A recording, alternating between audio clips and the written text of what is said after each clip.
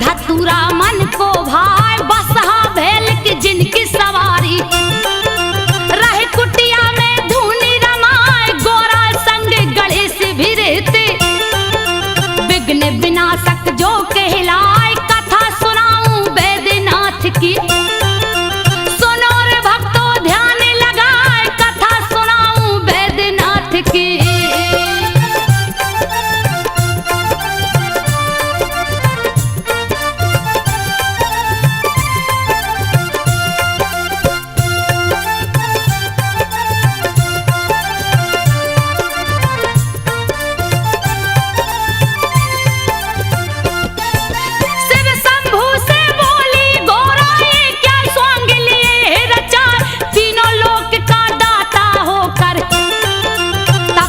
कालिया भेष बनाए सुन के उल्हना तब गोरा की सोने का महल दिया बनवाए गृह प्रवेश करने को शिव जी विश्वेश्वर को लिया बुलाए रावण जिसका बेटा लगता के कसी जिसकी पत्नी कहाए विश्वेश्वर के संग के कसी स्वर महल में गई समाए पूजा का जब हुआ समापन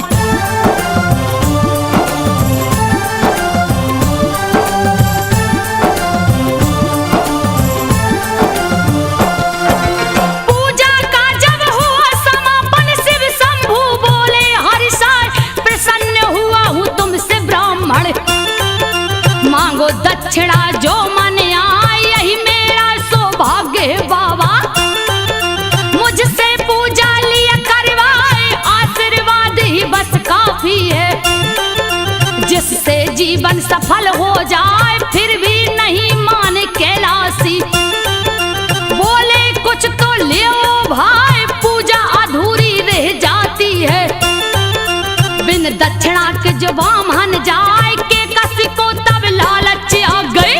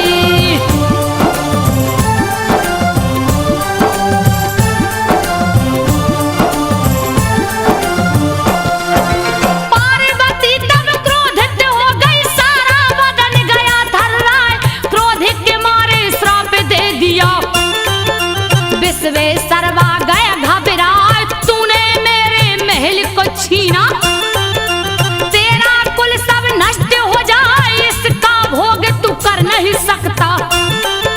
चैन न इसमें लेने पाए के कसी रावण को उकसाई। शिव को लाओ लंका उठाए, पार्वती ने श्राप दिया है। बचने का नहीं दूजा उपाय, जा बेटा कैलाशी को लाओ।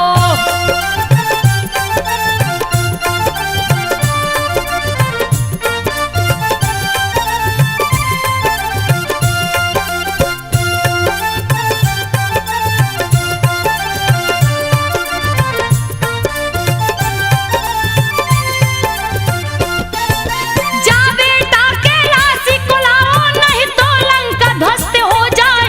नहीं ऐसा जो करोगे बेटा, कोई भी कुल में बच ना पाए। सच कहती हूँ तुमसे बेटा, के कसी रावण को समझाए। तुमको शिव है बहुत मानते, शिव को दो प्रसन्न कराए। किसी तरह से जाकर लाओ, बैठी हूँ मैं आस लगाए। चूक हो गई मुझसे भारी, तेरे पिता को दी उपसाय। विश्वेश्वरवा के बेटा रावण,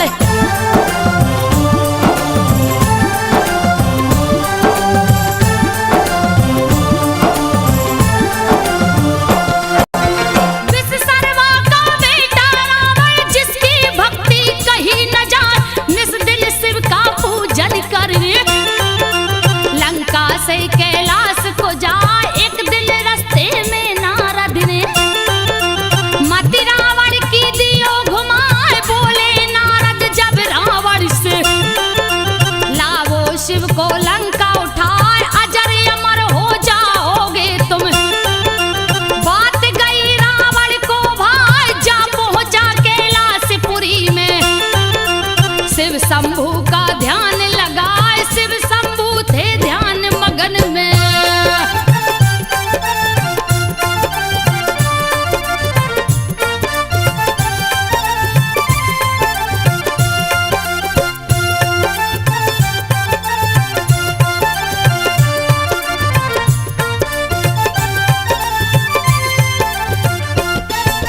शिव शंभू थे ध्यान मगन में, रावण मन ही मन हर्षाए।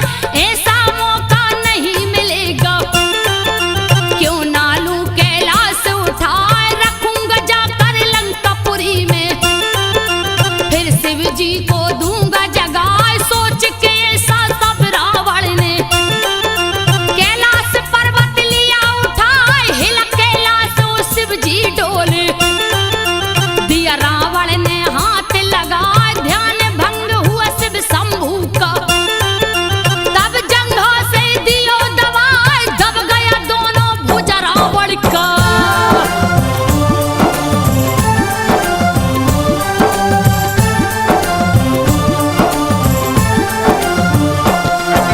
दब गया दोनों भुजा रावण का, दर्द के मारे रहो चिल्लाए। वहीं पे नारद जी आ पहुंचे, नारायण का ध्यान लगाए। क्रोध में आके रावण बोला, नारद कोई खोजो पाए। नारद जी तब हंस कर बोले, शिव जी का लो ध्यान लगाए। शिव के कोप से शिव ही बचाए। दूजा नहीं है कोई उपाय, कैसे करूं मैं पूजा शिव का। दोनों हाथ फंसा मेरे हाय, पूजा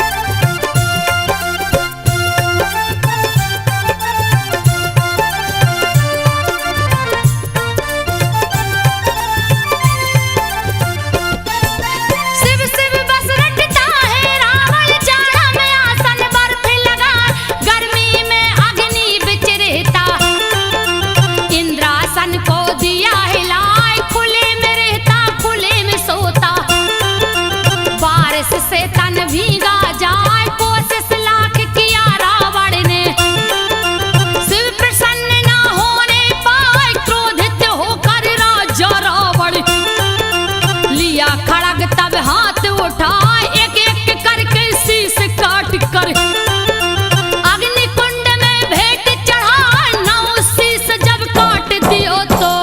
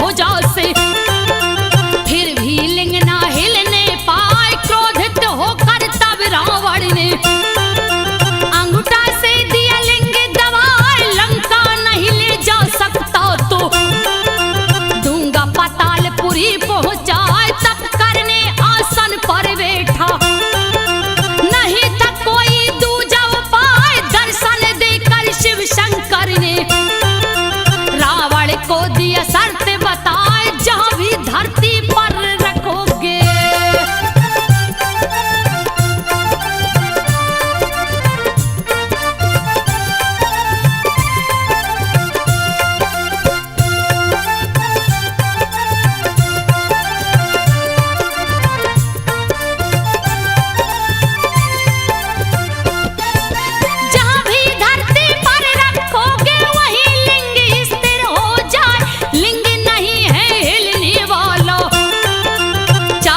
जितना जोर लगा लौट जाओ अब लंका रावण। दूजा नहीं है कोई उपाय, मेरी आराधना जहां करोगे मन वांछित वर प्राप्त हो जाए। रावण लौट गया लंका को, सारे देवता गए हर्षाए। शिवलिंग को स्थापित करके बैजू को दिए भक्त बनाए। देवता गण बैजू से बोले,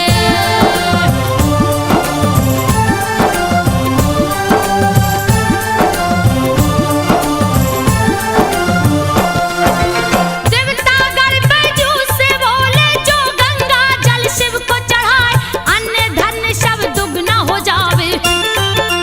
तेरी गैया दुगनी हो जाए, निस दिन बैजू पूजा करता। शिव शंभू का ध्यान लगाए, एक दिन बिन पूजा किए ही बैठ गया भोजन पर आए। ध्यान पड़ी जब शिव शंभू की, दौड़ा दौड़ा बैजू जाए। जैसे ही पूजा पर बैठा है शिव शंभू बोले हर्षाए, हुआ प्रसन्न मैं तुमसे बैजू।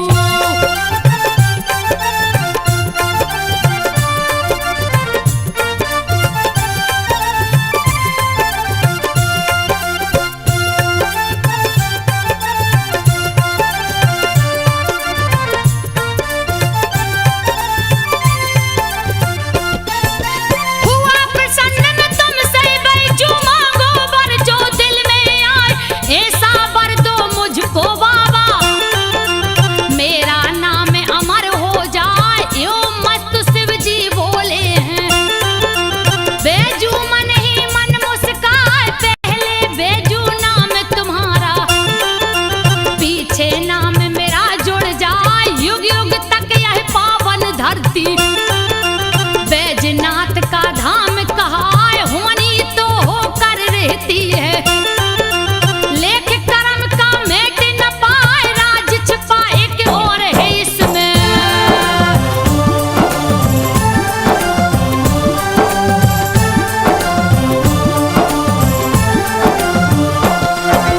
राज छुपा एक और है इसमें। सुनो रे भक्तों ध्यान लगाए, शिव जी के ससुर दक्ष है प्रजापति। यज्ञ दिया है शुरू करवाए, नर किन्नर गंधर्व देवता सबको न्योता दिया पठाए। नहीं निमंत्रण शिव को भेजा, ए अपमान सहा नहीं जाए। शिव शंभू से सती ने बोला, चलिए यज्ञ को देखा जाए। बिना निमंत्रण में नहीं जाऊं। शिव शंभू बोले समझाए, मगर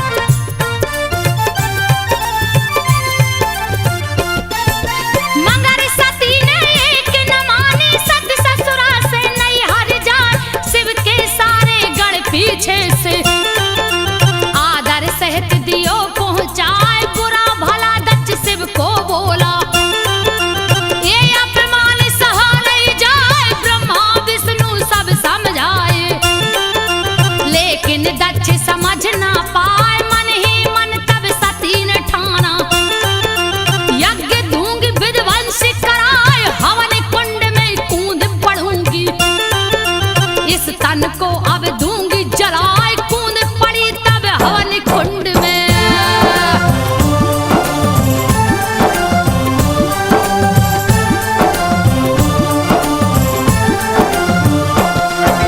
कूद पड़ी जब हवन कुंड में, अग्नि डर से भागी जाए, योगाग्नि को प्रकट किया तब सती ने तन को दिया जलाए, मची तबाही यज्ञशाला में। शिवगण दिए उत्पात मचाए, नारद आकर शिव शंभू को समाचार सब दियो सुनाए, वीरभद्र और महाकाली को दियो जटा से प्रकट कराए, वीरभद्र और महाकाली को शिव जी दल बल सहित पठाए, यज्ञशाला रणभूमि बन गई।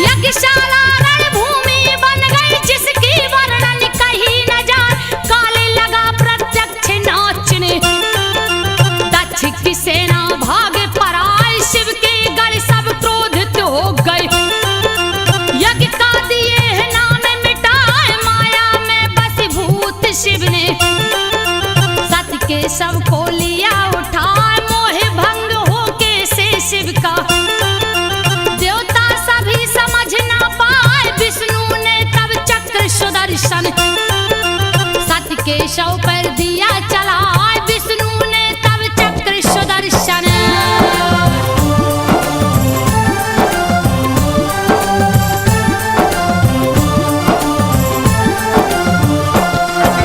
शिव ने सती के शव को देखा, हाथ लिए त्रिशूल उठाए, रुद्र रूप देख शिव शंभू का मन ही मन सब देव घबराए, करने लगे जब तांडव शिव जी, पल में लागे प्रलय हो जाए, कप गई धरती कप गए अंबर, सबकी बुद्धि गई हेराए, हाहाकार मचा तीन लोक में, कब क्या होगा कहा न जाए, क्षीर सागर सब देवगढ़ पहुंचे, विष्णु थे जहां ध्यान लगाए, मोह भंग कीजे शिव शंभू का।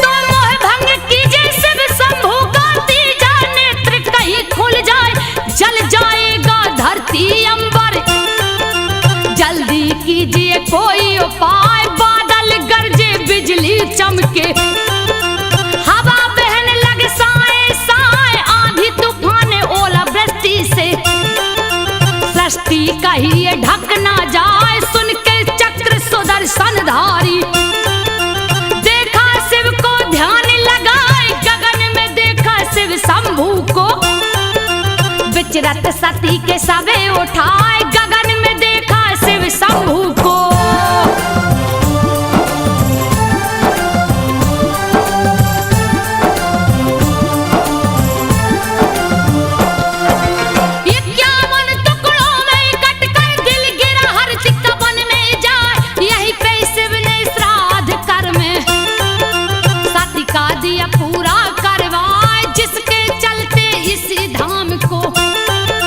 चिंता भूमि भी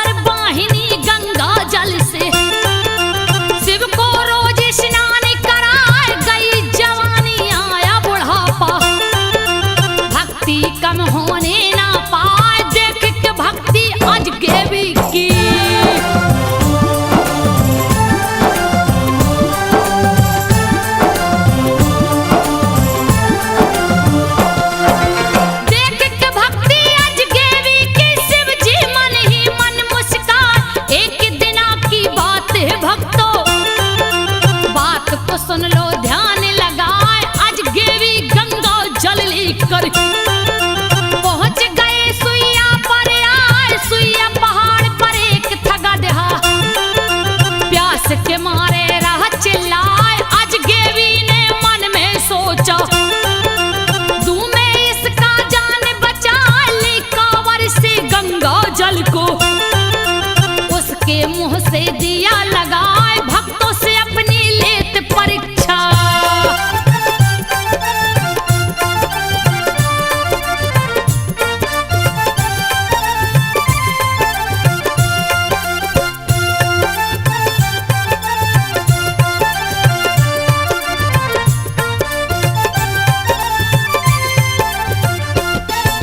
भक्तों से अपनी लेत परीक्षा, शिव शंभू तब हुए सहाय। आज गेवी से बोले शिव जी, तेरी भक्ति कहीं न जाए, तेरी तपस्या हो गई पूरी। वर मांगो जो मन में आए, मैं क्या मांगू हे शिव शंभू।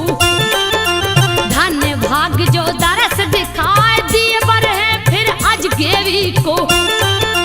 तू आज गेवी नाथ कहाँ, अपरंपार है शिव की महिमा।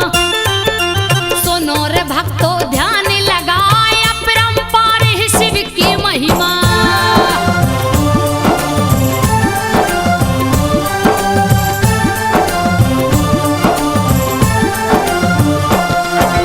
त्रेता युग के सावन माह में राम जी सुल्तानगंज को आए। सीता सहित चारों भाई ने कांवर में जल लिया उठाए। सुल्तानगंज से देवघर आकर शिव शंभू को दिए नहलाए। लंका से लंकेश भी निकला, हरिद्वार से जल भर लाए। सावन माह में देवघर आकर शिव जी को जल दिया चढ़ाए। समुद्र मंथन सावन माह से, सुनो हुआ था ध्यान लगाए। समुद्र मंथन सावन माह से।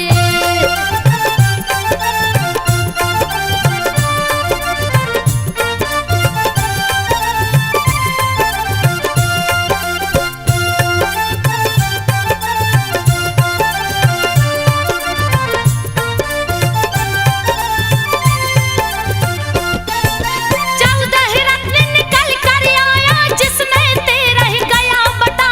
14 में मैं विष निकला था, जिसे देख सब गए थर्राए। तब शिव जी ने विष को उठाकर अपने मुंह से लिया लगाए। सावन में विष पान किए शिव, जिसकी गर्मी सही न जाए, उनकी गर्मी शांत करन को। सावन में जल सभी चढ़ाए, शुरू हुई कांवर की परंपरा। जिसको सारा जग अपना, जो भी चढ़ाता जल है शिव को।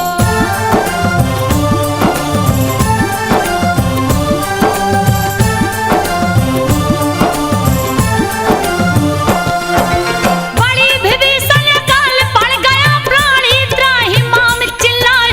तपने लग गई धरती माता, कहीं ना पानी दिखने पाए। पेड़ पौधे सब सूखन लागे, कोप सूरज का बढ़ता जाए। धरती के सारे प्राणी तो भूख के मारे गए घबराए। व्याकुल होकर भक्त वासुकी लिया हाथ को डाले उठाए। चीरने लगा धरती का सीना, कंद मूल ना दिखने पाए। फिर भी हार न माने वासुकी।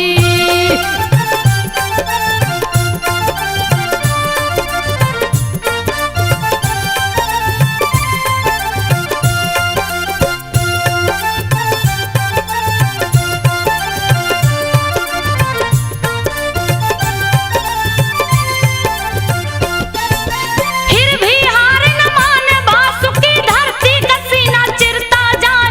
खून से लटपट हुआ कुदाली, शिवलिंग से गए हैं टकरा। एक टकरा निहार वासुकी, खून को देख गया घबरा। चूक हुआ मुझसे ये कैसा, मन ही मन वह रहा डरा। लगता है कोई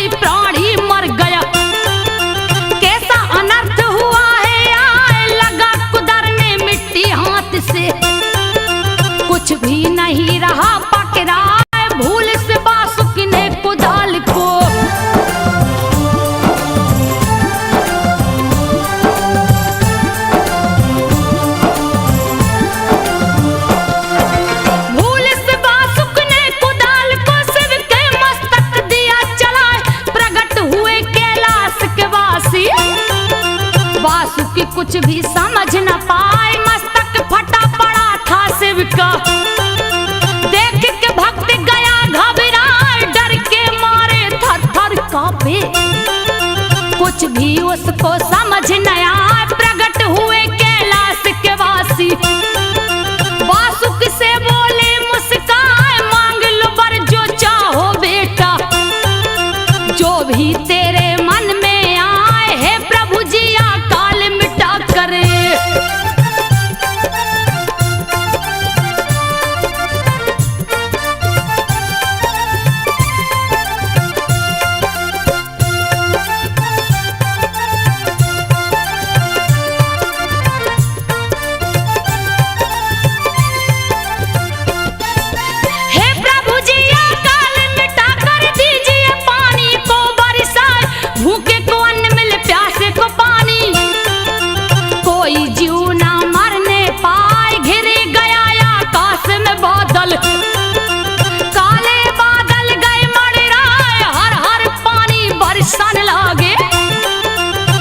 जंतु सब गए हर साय, शिव शंभु वासुकी से बोले, यहाँ 2 मंदिर मुख्य बनाए, नित प्रति मेरी पूजा करना। तेरा नाम अमर हो जाए, वासुकी के नाम पर ही।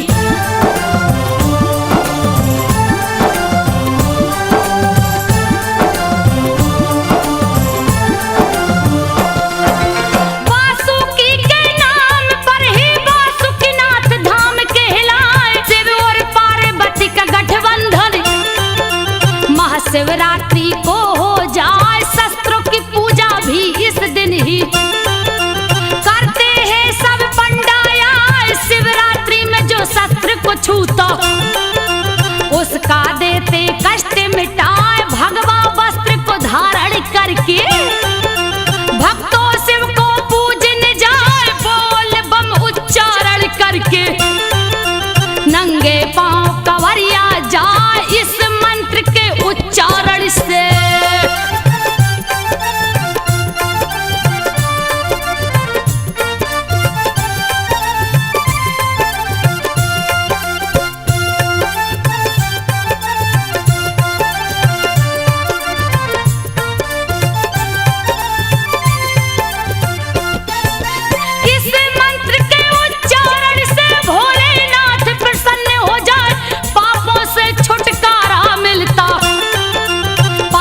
भी शिव धाम को जाए, जो भी ज्योतिर्लिंग को छूता, देते उसकी बिगड़ी बनाए। पुत्रहीन को लड़का होता, निर्धन भी धनवान हो जाए, रोगी प्राणी स्वस्थ हो जाता।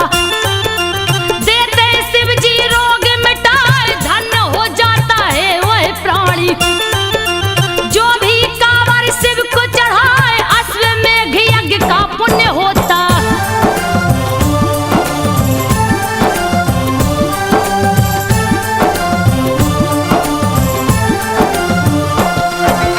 अश्वमेघ यज्ञ पुण्य होता, बोल बम जो कहता जाए।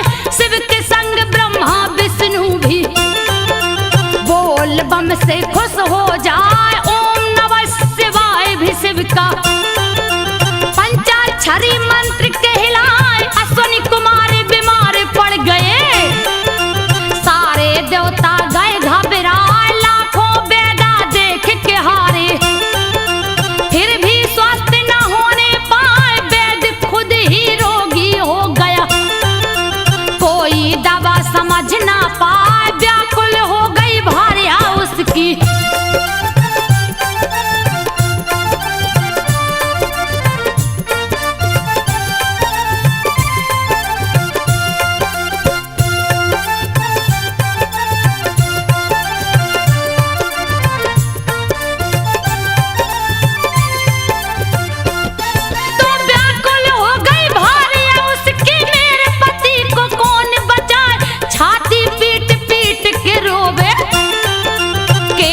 धुन के रही चिल्लाए। जा पहुंची बैद्यनाथ धाम को, शिव जी आसन जहां लगाए। सर को झुका के शिव से बोली, लीजिए पति की जान बचा।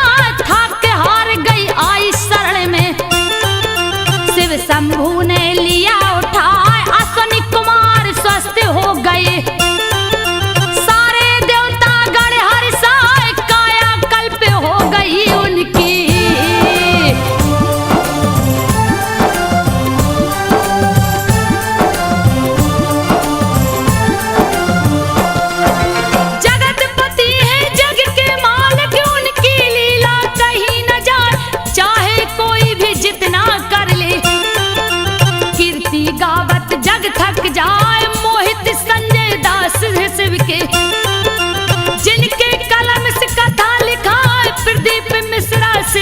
पुजारी। शिव को अपने दिल में बसाए दिलीप सिन्हा भक्त भोला के। कावर ले दो घर को जाए संजू बघेल जगावेगा था। शिव शंभू को शीश झुकाए संजू बघेल गाथा गावे। शिव शंभू को शीश झुकाए। सुन लो भक्तों ध्यान लगाए संजो शिव